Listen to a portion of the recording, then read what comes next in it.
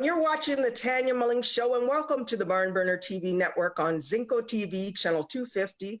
Please remember to download both the BarnBurner and Zingo TV apps in their respective app stores on iOS and Android devices. While you download, make sure you rate and leave a comment. Both apps are free. Zingo TV is also available on Google Chromecast, Amazon Fire, and Fire TV sticks, Roku and Roku sticks, and also available on all smart TVs 2016 and forward. And tonight I have on the show singer, songwriter, producer, and social activist in his own right, Juno Award winner, my good friend Kirk Diamond is here. Welcome to the show, Kirk. Thanks for having me, Tanya. Oh, you're welcome. How you doing? I'm good. I'm all right. You're good? You're good? I see you're good and busy, even though we're locked down in COVID. You are staying current. You have a brand new project out, single, alongside with a video. Let It Be Done, filmed in Uganda, East Africa. Right. Wow. Well, I couldn't go because of, what's going on in the world, but I was able to pull some strings and call in a few favors and got that done. So yeah. It looks great. I just the way it's done, like your pictures there, and people, go check it out on YouTube, Kirk Diamond, Let It Be Done. I think it's beautiful because it's not like it just shows everything, and it's not like, even though you're singing, it's not focused on you all in the video. I thought it was different. And that was what I wanted it to be about. I never wanted to be like another video where it's all about me and stuff like that, because I believe like with what's going on in the world, I don't want it to make it seem as if it's a Kirk Diamond thing or anybody that I know. It's a world thing, you know what I mean? And I feel as if the best way for me to do that was to show other things. I mean, I tried to incorporate myself in the video as best as I could. You know what I mean? Even if it was just to put a photo so that people didn't think I just took a video and just put my song behind it. So, yeah. But I think it was. Yeah. So, but it's getting great feedback though for just dropping. Yeah. Yeah. I was nervous about it too. Yeah. But what's funny is this time with everything going on, this is the best time because people are online. They're giving so much attention to online streaming and stuff like that. And, normally people be gone to parties, drop something, ain't paying attention. So I think this is the best time. A lot of good things are going on, unfortunately, in this time. Yeah. Especially with the type of song that it is, where it's something that people have to listen to. And because the world has slowed down drastically, it gives them a chance to actually really listen to what I'm saying. So I'm just hoping that the message in it, resonates with everybody. Yeah, you're always spreading the message of unity. That's what I love. Yeah. Yeah, you're so humble. That's what I love too, of course. Juno Award winner and very humble. And speaking of Juno Award winner, how does that feel being a Juno Award winner? It's great. It's my prize for the hard work. That's what I like to say. You know what I mean? Because we don't really get much other than recognition like that is my reward, and I'm happy about it. So it's just like I've tried since I've won. I've tried to, use it as best as I can to highlight other Canadian acts and artists and stuff like that. And I've traveled with the Juno Award at one point because a lot of people like outside of the world, like they didn't know what a Juno was until I won, right? Because that's my circle. So when I did win it, they're like, could you bring it when you're coming? So I had to I'm on stage performing with the Juno and people are cheering and stuff like that. So yeah, that was an experience. Yeah. I'm glad you just said that you toured because of the Juno, but a lot of people, and I want you to say this to up and coming artists in the industry, a lot of people feel because you win a Juno means that you're on tour tomorrow, big things happening. Do you not have to push it? The win doesn't just put you there. You have to keep driving yourself. Is that not true? I think you have to work harder when you actually win a Juno. No, you're, and I don't mean making corny music to get a Juno. You're not going to, it's not like that. I think at this point, after winning the Juno, you really see, especially being in a room with people that you're used to seeing on TV, like the Alanis Morissettes and the Bare Naked Ladies and the Cardinals and all these people. when you're in that room, they're not looking at you like you're just another reggae singer, whatever genre of music you might do. They're looking at you like a coworker. You know what I mean? Yeah. So it that should give you a kick that you need to let you know that, well, I need to go harder. And if it doesn't, then you may not return to that stage if you fall off because you just have an award, you know. Did you feel the Juno gave you a more attention after that win? Yeah, in different circles that I'm not used to. Mm-hmm. You know what I mean? So Yeah. I've done a lot of rock concerts. I've done a lot of country festivals, which I wasn't doing before. I never even knew that these shows were actually being held, you know, because we're confined usually to the dancehall reggae circle, you know, so the regular festivals, the Jamaica Day, the Jambanas and all that. But then when I did in 2018, after I won, I did 82 shows, right? And 72 of those was in Canada alone, like just around Ontario, you know. So yeah, it really gave me a lot of recognition. And then thank goodness for the songs that I did that really resonate with people. You know what I mean? I wasn't making songs for just a specific audience. It was for everybody. So that really went over well with them as well. Yeah. Wow. So many shows. But that's what I like about you, because I know that you've been on versatile shows like with other rock artists and stuff like that. Yeah. You're not putting yourself in a box, like you said, on just the reggae shows where it's all reggae artists. So you're able to spread reggae music worldwide and be that reggae artist to be put in with different genres and represent our music, you know? Right. So that's a good thing. Well, because I watch a lot of documentaries as well. So like I look back at like even Bob Marley and Peter Tosh. Peter Tosh was opening for the Rolling Stones. Yeah. And Bob was opening for Sly and the Family Stones or whatever they call themselves. But you saw where they were mixing the genres for the audience, whoever audience it was, and it worked in most parts. So I figured that I would apply that concept to myself and see what happens, and it worked for me. Nice. You won that Juno in 2018, correct? Yeah. And you were nominated. Your first nomination for the Junos were for Best Reggae Recording, Lovin' How We Hot. Yeah, 2015. Yeah. with your friend. Yeah, Bob the Builder. Bob the Builder. That was like, you still do dancehall too. Like you mix it up with the you know. We do. The reggae and the consciousness and the dancehall. You haven't left out your roots of the dancehall. No. But that was a big thing for you both. Yeah, it's still a lot of people's favorite songs. Like if I don't sing that song, it's a problem. You know, so yeah. Yeah. You got worldwide success with that song. Yeah. Yeah, it did really well for you guys. Yeah, because that was produced by some people in France. Yeah, I was just gonna say that you guys didn't even do that here. No. You know, 19 weeks on the Canadian charts and worldwide. It was like going really strong for you guys. I mean, still to today, that's a big song for you. Yeah, that's one of my most streamed songs actually, other than Greater. Yeah. Yeah. So you guys still perform here and there when you can. You pull them up at shows when you're going live, right? Whenever he shows up, yeah. And whenever he shows up. Yeah, that changes the dynamic of everything. Yeah. Yeah. Because it's like a lot of people know me, but if you really know me, you know us. You know, because he's my best friend. So it's like everywhere that I go, he's usually there. Right? Yeah. So, a lot of the times when I'm doing the shows, he's not always there. Yeah. You know? So it's like when people see him, it's almost like an excitement to say, oh my God, he's going to call up Bob.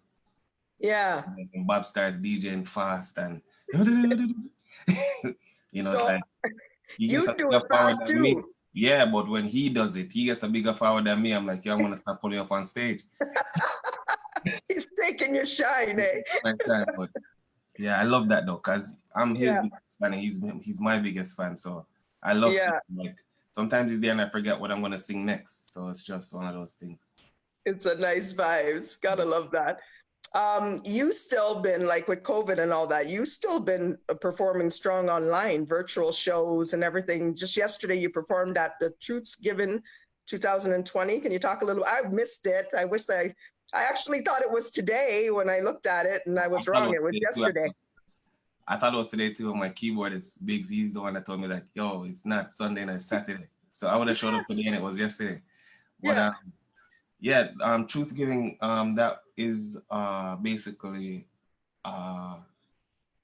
it was a festival about, you know, telling the truth about what Thanksgiving really meant or means to the indigenous people.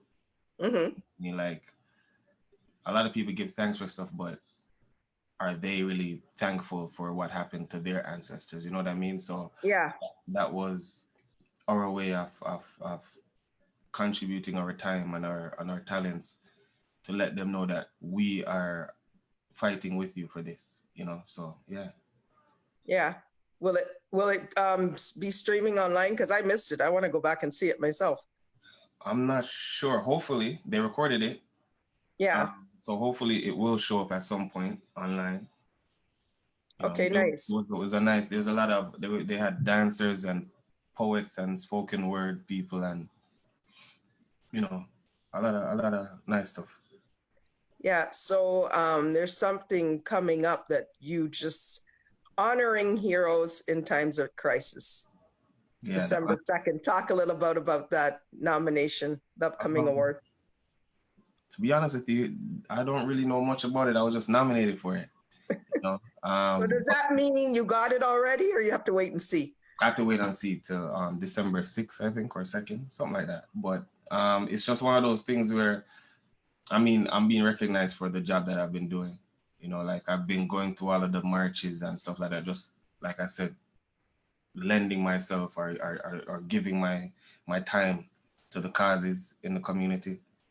And then the songs that I sing too has been really helping a lot of people.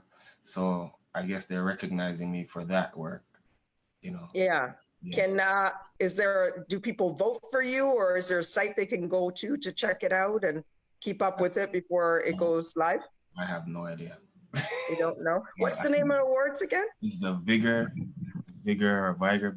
Awards. Oh, Yeah. okay. Yeah. So that's December 2nd. Yeah. Okay. Before we get into anything else, I just want to talk about your journey. Obviously, you're born in Jamaica. Yeah. And talk about how you came into music. To start doing music, Yeah. um, even before I got here, was something that I loved. You know what I mean? Like I always tell people that a lot of people went to church and learned to sing and stuff like that. Yeah. I used to wait until Sunday school was over, then I sneak out of church to listen to the music that I wanted to listen to. You The know? bad music. Yeah. Um, yeah. So like, if you watch the Juno Awards, like when we went on stage, me and my cousin was on stage. It was me and Okay. him. So as soon as Sunday school was done in Jamaica, we find a plum tree down the road and we're clashing with Capleton and Buju and Beanie and Bunty lyrics. Yeah. And that's what really made me fall in love with it. You know, then there's another time where I could tell you it's always having to do with like my only time to escape was through church because nobody's paying attention to me.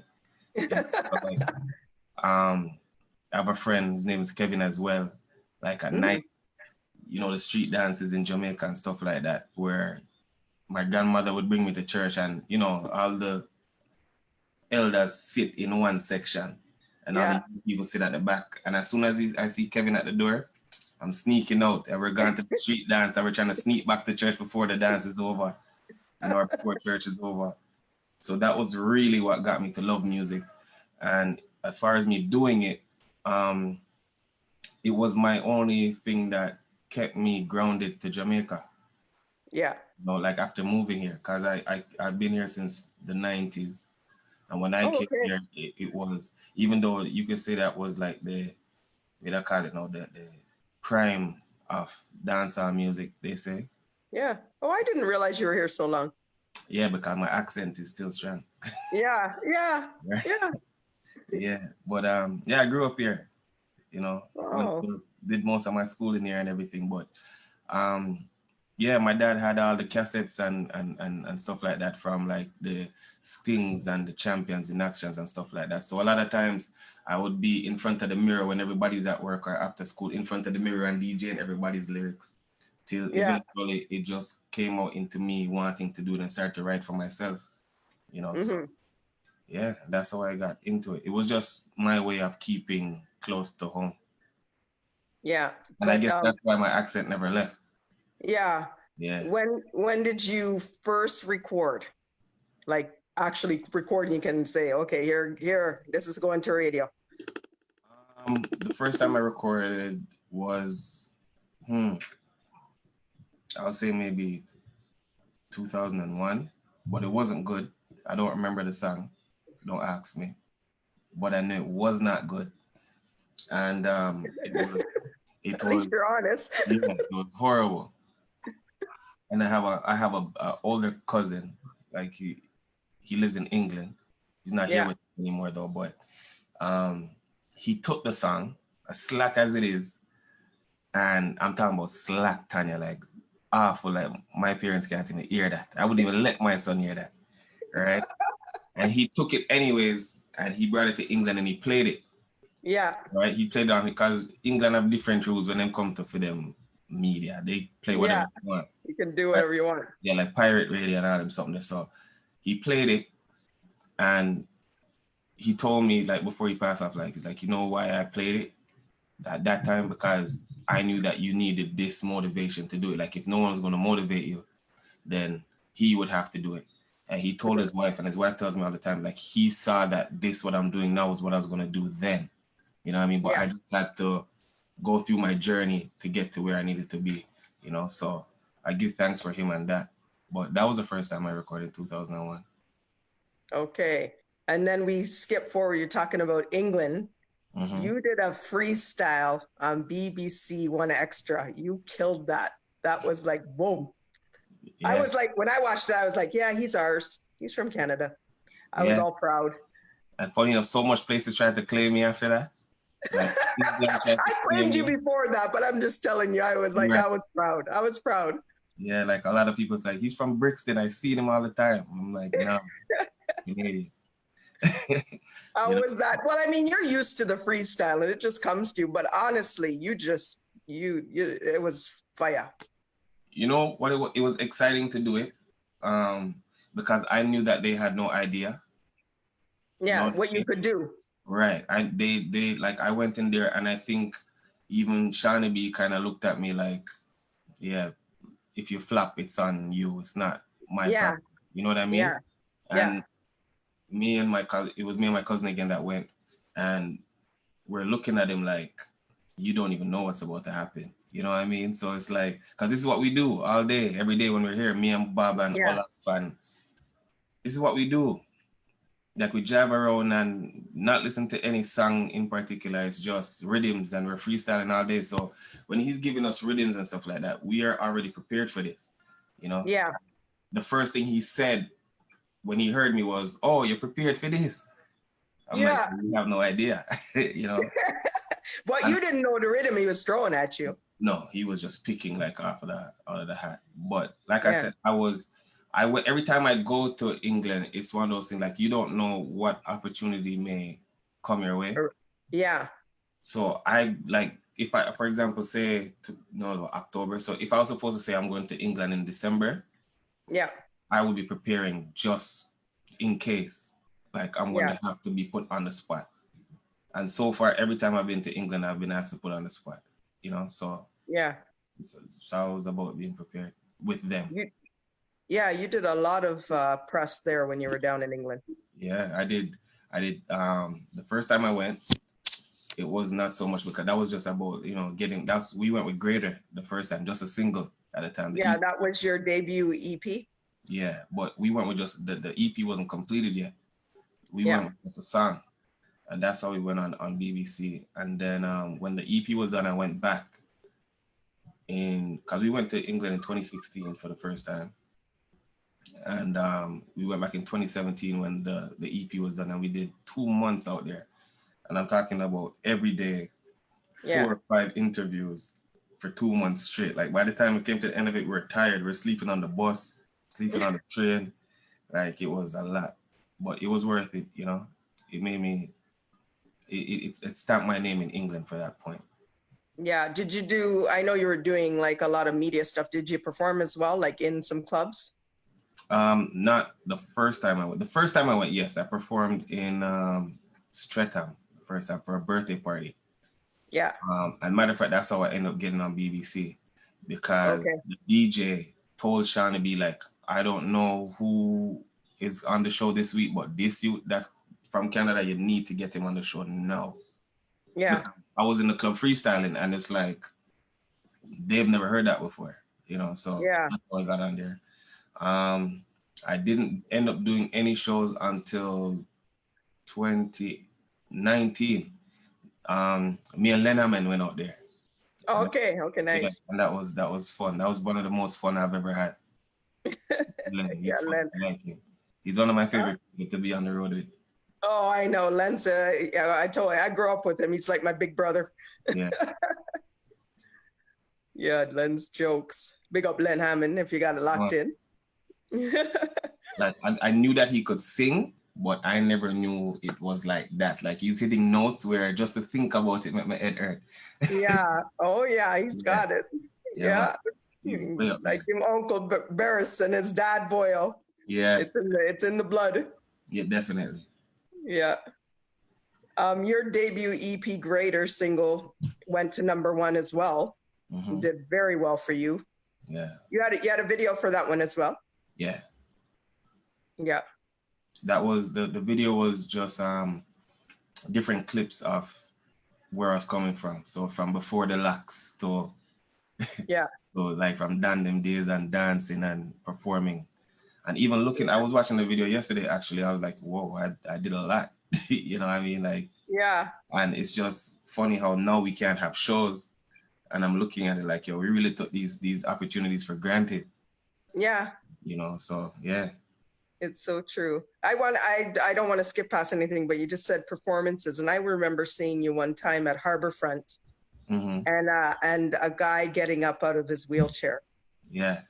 And dancing. I cried. I'm not going to tell you, I'm a softie. I was just so like, wow. I said, look how music can touch people. And it was you on stage, Kirk. How did that feel? It was an emotional thing to see as well. It's like, yo, really, this is what's going on. Like, to be honest with you, between me, if I'm on stage and I turn my back to the crowd, it's because there's tears probably running down my eyes. Yeah, so. No, that honest, that must have been a moment because I mean, I'm there and I'm watching and I was teary eyed. I mean, I'm just a suck, but I mean, no, those are the moments you live for as an artist, to see people singing your music back to you or react that way, so it's a good feeling. I've never seen that before. I've never seen someone stand up out of a wheelchair and started dancing before. Never. Yeah. And it's like, when you say it to people think like, nah, he's exaggerating. Like, nah, that happened. Yeah, it was, I just got goosebumps again because I thought about it because I was there. So I know exactly what you're talking about. Yeah. You had another video, I Will. Mm-hmm. How did that do for you? It was well, but a lot of people like that I never spoke to before in my life, like, were telling me, oh, so you have a girlfriend all this time? You're married now? Yeah. Like it's a music video. Yeah.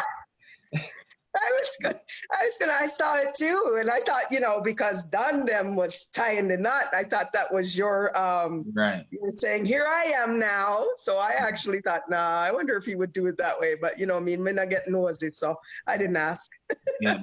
because when I first dropped like the photo, I think Bob had just gotten married like a week or two before that. Or Bob, sorry, I said them, sorry. Oh, they're all gonna get married soon, watch. Right? But yeah, so Bob had just gotten married, and it was like, okay, so Bob is married, so now Kirk's getting married. Yeah. Right? So it's the way you posted it too, because you just put a picture of you in a suit. It looks like you were going, and I was like, that's it. The ladies are gonna be upset now. Kirk's off the market. Yeah, and then the second picture I posted was me and the girl together, almost kissing in the video. Yeah. Like girls that I've never spoke to a day in my life was upset. So, that's it. Everybody stop commenting on your pictures. And people are, congratulations, but I hate you. You ruined my life. I'm like, I don't know who you are. No, what's funny is social media people take it so serious. Like there's girls that will comment hearts going down the page. And that must mean Kirk has all these girls. You know, people really, really get attached to artists, and some of them would never even say like inbox you or talk to you direct, because people just really, really, there's fans out there, real true fans, and then there's ones that really, really fall for your craft and you. And like you said, you never even speak to them. Yeah, like they never say anything to me. And I mean, there's so much people, like, even like you said, people take social media very seriously. Yeah. You know? If you have 5,000 or 3,000 or 10,000 people following on Instagram, people really think that you know 7,000 people. Like, I don't know, maybe not even 100. You know what I mean? Like, person to speak to. I know. And you know what I mean? But we give thanks that people are interested in what we do, you know? Yeah. Yeah, but I guess it comes with the craft. Yeah. Yeah, it comes with the craft. At least they like you, so it's good. So big up all the fans who got it locked in. Kirk Diamond thanks you the for problem the is, love and the hate. He's not getting married, so keep dropping those hearts. Yeah. And there's another one you did, Once Upon a Time. That's you also had that video out? No, that was a lyric video. Okay. That was a lyric video, yeah. That was one of them too that I really didn't want to put myself, like my image in it that much. I wanted people to really pay attention to what I was saying. So I did a lyric video so that people could actually even read the lyrics that I was saying. And that didn't take off until maybe like a year after it was released. When people, I guess, like, you know, crimes in certain areas really started to get bad. And then I just saw like the numbers started doing better and better and better. And I started getting calls from it from people all over the world again, saying that this song is the song that was needed, you know. So, yeah. What's the one, like, let's talk about the movement Ariel, the band. Where'd that, because it was always just Kirk Diamond, and now you have the band with you. Right. And the video came out, Give Thanks. I love that. That's one of my Greater and Give Thanks. I play those two a lot on my radio show. Yeah. I just love how you put that together. Yeah, man. So you want to know how the band came about? Yeah, like the band, like I said, you were at Harborfront. I think I seen yeah, it was it's Harborfront, but I can't remember what show I saw you first at, if it was at the Rose Theatre in Brampton. And okay, but I was just like wow, you know, you just put it together.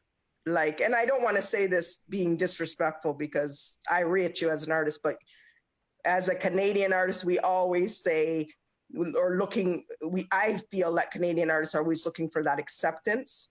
And I don't feel we have to, because I think we're at the same level as the outside artists. And I really feel that with the band, you represent yourself on an international level. And I'm just saying, as one Canadian artist to the next, I'm proud of that. Yeah, thank you. I just put them together because we're all like-minded people. We're like a family at this point. Yeah. You know, we get along well. Sometimes them argue. You know, I feel like they hate each other, but they don't. Right? Yeah. No, we are. Yeah, you know. But then it's like they go on stage and they kill it. You know. But I put them together because all of them were an extension of I would say my musical fantasy of stuff that I wish I could do, but can't. Yeah. But they could do it.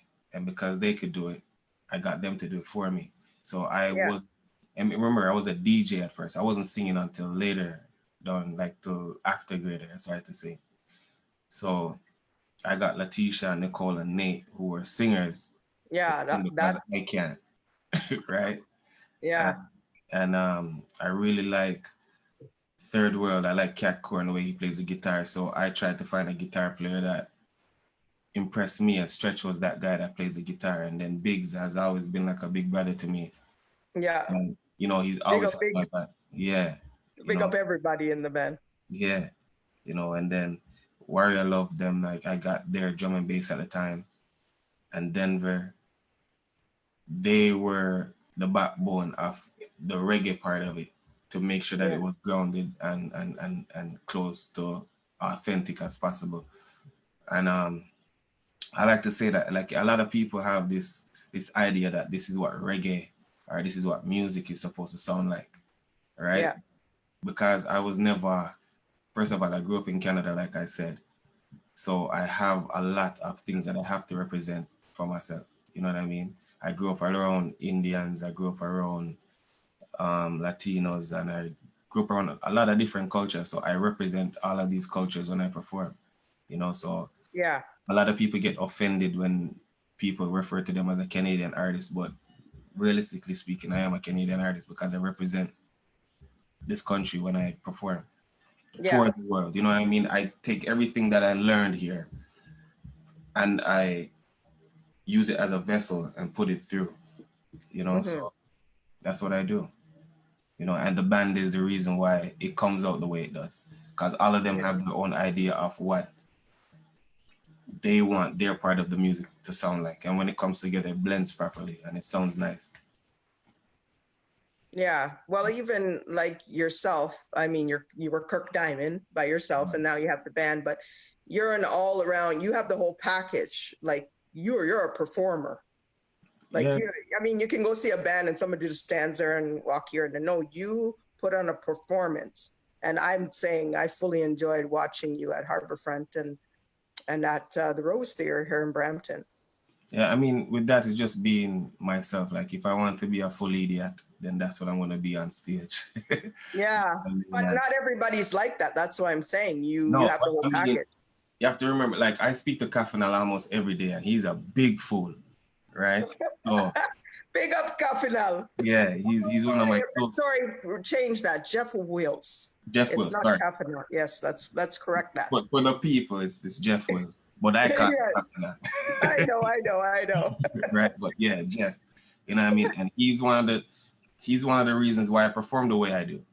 Yeah, You know, he's amazing. I watch him perform, and I'm like, yo, he really has me dying off stage. You know what I Yeah, mean?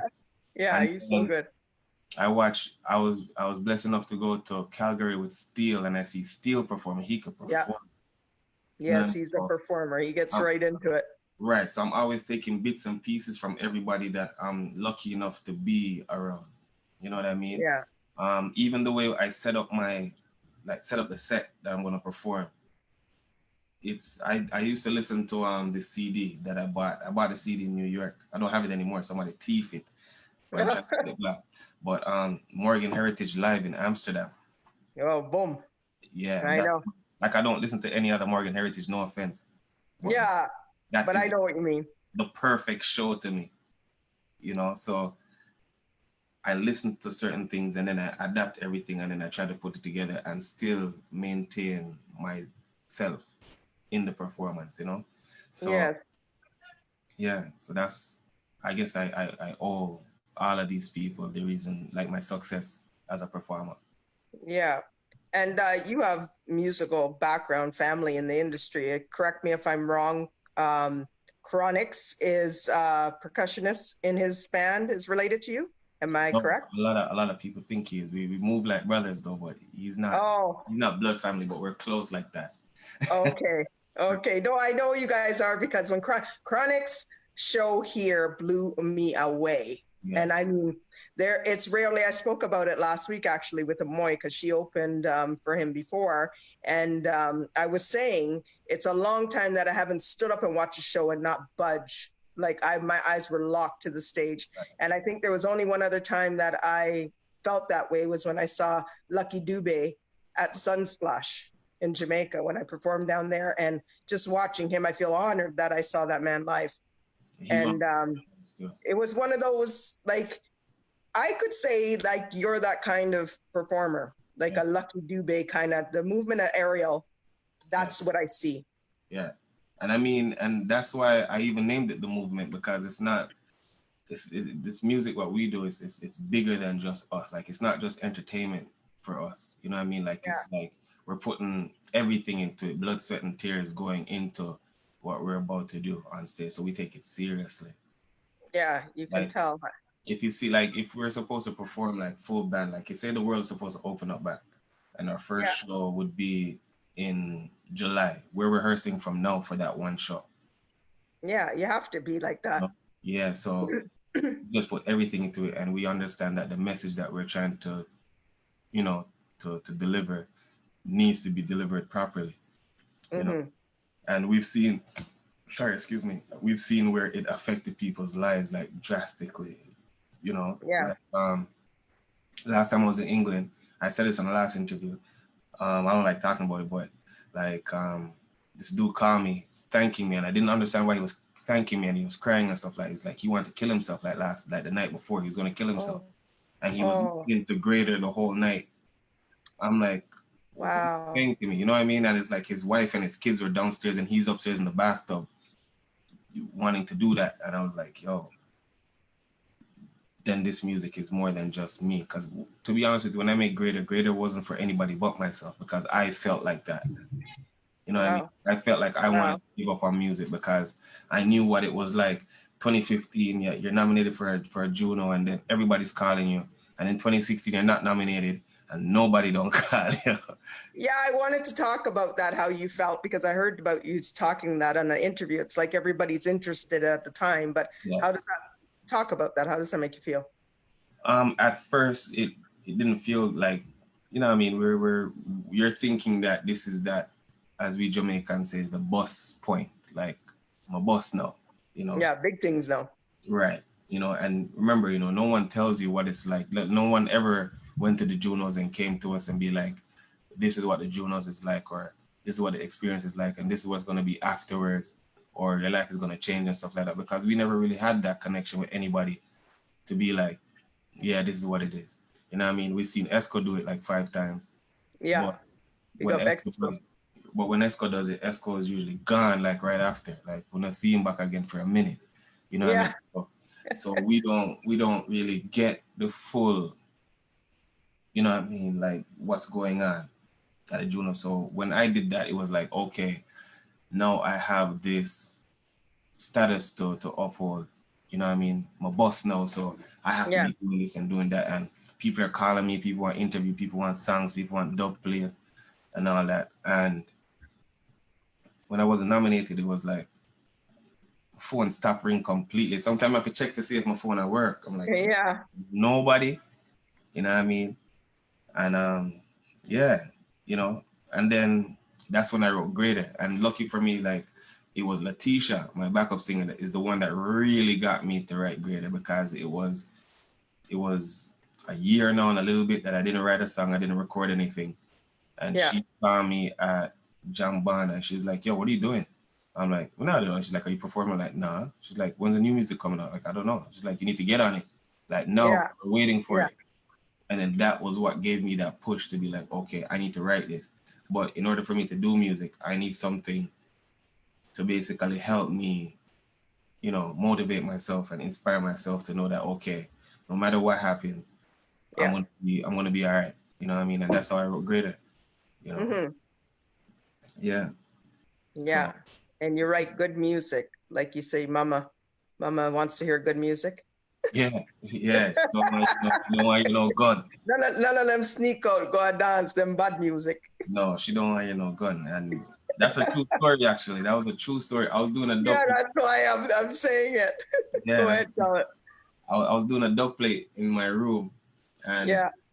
I was violent, like wicked, like I sound dead. And then I heard, and my dad comes to the room and say, "Yo, music that? My youth, better you go find a job, if I music that, Yeah. And then I hear my mom downstairs like, what? No Kirk up at about him, I go kill people. And I hear my mom say, yo, him would have wrong. Turn off that. Yeah. And then I just start putting all of this integrator and be like, yo, that's it. No more of that. And I've been like 100% in that direction, that lane, positivity. If it's negative, it has to be true. Yeah. It has to be true, and it has to be in a way there I could deliver it to let people know that it's going to be all right at the end of the day. Like, let it be done, which is what that was supposed to mean. Yes. So I guess Mom was very happy to see you collaborate with the great Derek Morgan on Conqueror.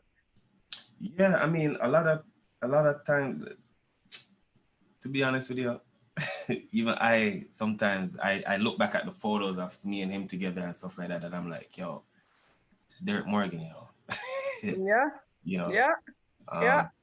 Um, and I knew that it was going far when I got a DM from Prince Buster's son before Nice. Buster passed, saying that we should all like do a big collab because I don't know why they got it that I was Derek's son.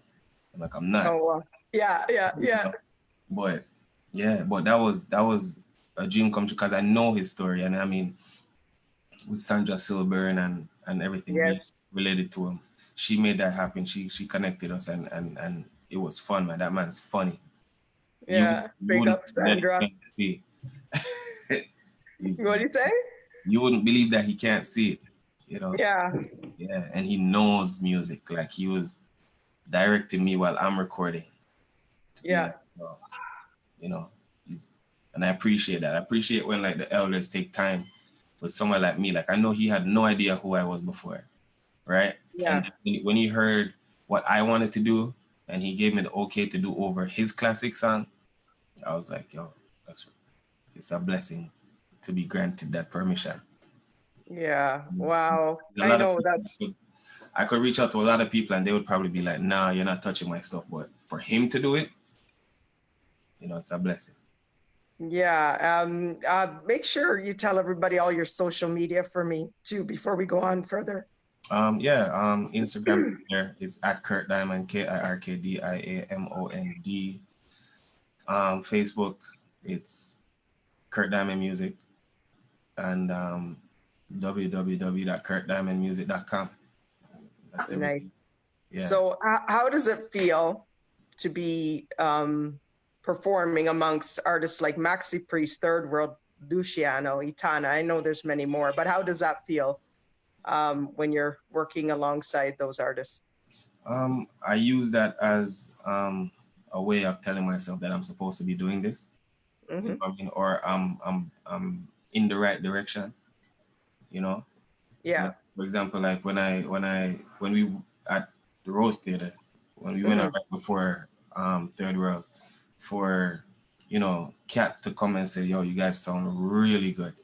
Yeah, that's You know, big. That's big. that's huge. And the next day was Luciano and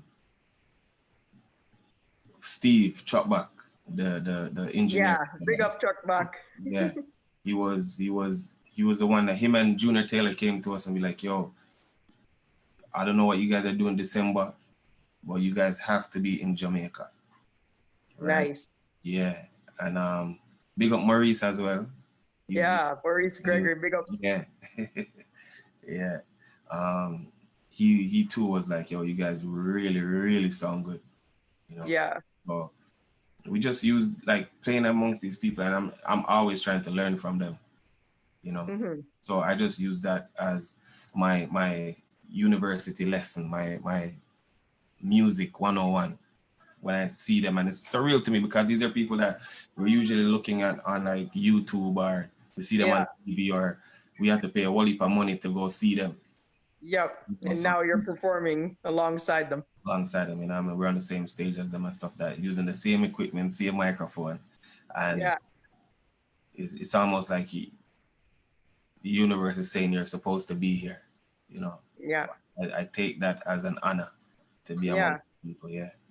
And it's a big push for you too, as well. It makes you feel like, okay, I got more work to do, but I'm doing good. It's a nice feeling. I know that feeling. Yeah, definitely. I know you've been on stage with everybody. Yeah. Yeah. And funny, at a young age in England, it was all the top people out there, Brixton Academy. We did tribute to Jackie Matu. And why I say that to you is because it was back then. It's imitating because I'm so, you're so young, but I felt so honored because I look back, Derek Morgan was one of the ones on that show back then. Right. And to look at that list, it's like, it's a big push and it makes you work harder. So I know it's a good feeling. And then you got more work to be done, Right. So, and like you said, you got the chance to go to Jamaica. Mm-hmm. And I know you were doing a few shows there. You got to perform on Smile Jamaica TVJ. Yeah. Yeah, that was good. I was sick that day too. I had the flu. Yeah. Both every time we sang, I had to go back and they were like spoon feeding me tea so that my voice would come back. Yeah. And Yeah. that's the worst thing, because all the time as artists, everybody thinks that you're always ready. We go through a lot of things behind the scenes people wouldn't know, and we always have to go. The show must go on. Right. And in your mind, the normal person might not even see that something's wrong with you, but it's kind of frustrating when you get these opportunities to like do a Smile Jamaica TVJ, and you know that you're trying your best, but these little things come up, and you know you walk away saying, "Oh, that little cold held me down," or you know. Yeah, It's frustrating. No one don't know though. Like as soon as and this is what I love about Jamaica too, because everybody in Jamaica is still watching TV and they're still listening to the radio. So it's like by the time I came off of it, my phone was ringing off. Like I didn't even know that people had my Jamaica number. It's like, yo, me just see up on TV. Boy, I may never know for your bad. You bust now. Yeah, I'm gone again. Yo, You're gone again. Won't that ring? Something with me. Cause you're gone, you know. You don't need that again, man. No, so it's like, yeah. You know what? It's funny because a lot of times, like I know a lot of Jamaican artists, everybody's humble. Like they do the music because you love the music. But there is a lot of people that get one song and them head big so. And they don't even reach anywhere yet. People don't understand how it is so important to remain humble. And somebody like you, you're not just putting this on. That is the way you are. And you will reach so much further with that attitude because people embrace that, you know? Right. I mean, I surround myself with people that are quick to call me out on my foolishness. So even if my head look like it wants to like inch, there's somebody like even your sister Kerry, she'll call me quick on that. Yeah, Kirk, settle down. Yeah, like yo, relax, bro. Like you're nowhere yet. Yeah. You know, like so I surround myself with people like this on purpose most of the time because I do not want to be the type of person that I don't want to be. You know what I mean? Like people that I'm not a fan of these type of people. I don't want to become that. Yeah. You know, so I'm thankful for the people that I surround myself with because they keep me. Yeah, and you know what? It's funny you say that. It's a good feeling when you have people around you like that because it keeps you humble. And you have to give thanks for the people that support you from the beginning and stay. And, you know, you have those people that we always say support them from the get-go. Jump on the bandwagon. And that's the thing that we need to do here in Canada, like push people from the get-go and not jump on when they're out there. And like I did say, you went to BBC and me claim you, but I claimed you a long time. Right. Way before. You know what I mean? We have to support ours and from the get-go, not when they just take off and then we're like, okay, now we're going to start pushing them. And that's a change I would like to see in the industry here in Canada. I mean, I've been trying to do it. Like, I mean, with even my Instagram, like when I see artists here putting out music, I try to share it. If you like, just to share it on my platform, you know what I mean? Because a lot of people don't understand like how much even just pressing like or even sharing what that does for somebody's moral. You know what I mean? Like that confidence. Like just it's not costing you anything if you just press a button 2 times. Yeah. You know what I mean? Yeah, I see that. That's why I mentioned that because I've been in this game a long time. I've had people say, why do I share people's stuff? They don't share yours. And I said, I don't do it for them to share my thing. I do it because I like it. And if one little retweet or something like that, you don't know who's seeing them. It could mean a show for you tomorrow. We don't know, right? Right. But it takes 1 second to do that for somebody. Yeah, you can't really think about, you know, who's not sharing you and versus you sharing them. Because a lot of you don't know what someone's even thinking about. Sometimes it's not like that person wouldn't share you, but you just don't know where their mind is at. Maybe their mind, their focus isn't you at the moment. Yeah, they don't know, right? They don't know. Right. Or some of them just aren't good on the network thing. That it's just not their thing, you know. I just love that. That's my thing. Like, we got 5 minutes. Sorry, go ahead. I'm saying I'm no good with social media because it will take my whole day if I start looking and scrolling and see dogs running down people and all that stuff. We got 5 minutes left. I just want to ask you, who would you like to work with producer-wise or artist-wise if you had the opportunity? That's funny.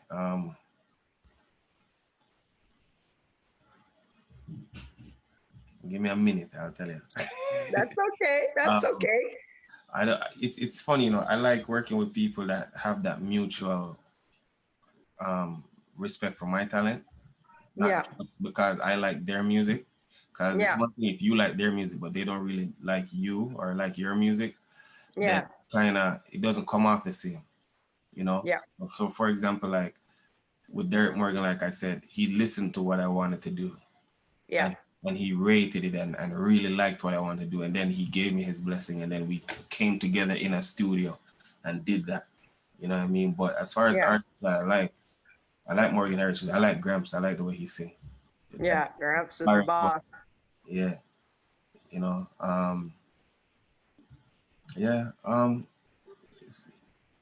don't know. Sometimes it's whatever happens. Some things just pop up and it's a vibe thing and they just come together. Yeah, it's just whatever happens. Like even right now, I did a song with a rapper in Uganda named Navio. Oh, nice. That just dropped? It's not out yet, but it's like when I did it, he said that he's never heard a Jamaican spit like that before. Like it's the same type of BBC type of vibe. It's like, yo, you're from Jamaica? I'm like, yeah. And he just rated completely. And he's won like so much awards in Africa. Like traveled and toured all of Africa and he just rated, you know. As far as producers though, I love jammies, but I love the old stuff though. I don't really know any new stuff, but I really love the, you know, like me and Bob then like Slang Tang is our favorite. And you just dropped a song the other day on Slang Tang too. Yeah, right here waiting. That was done and that was actually, I got to tell the story of that. I don't interrupt your thing, but Shocking Vibes did that rhythm, long story short. They did it way back in the day. And somebody came in the studio and heard it slinting being done. Another studio, I can't remember offhand what studio it was, did it the same time. Because, you know, when people talk something going on the road, they beat Shocking Vibes in doing it, getting it out on the road before them. So Andrew Gramps Thomas held it back. He was Beanie Man's engineer on the road, and it still is.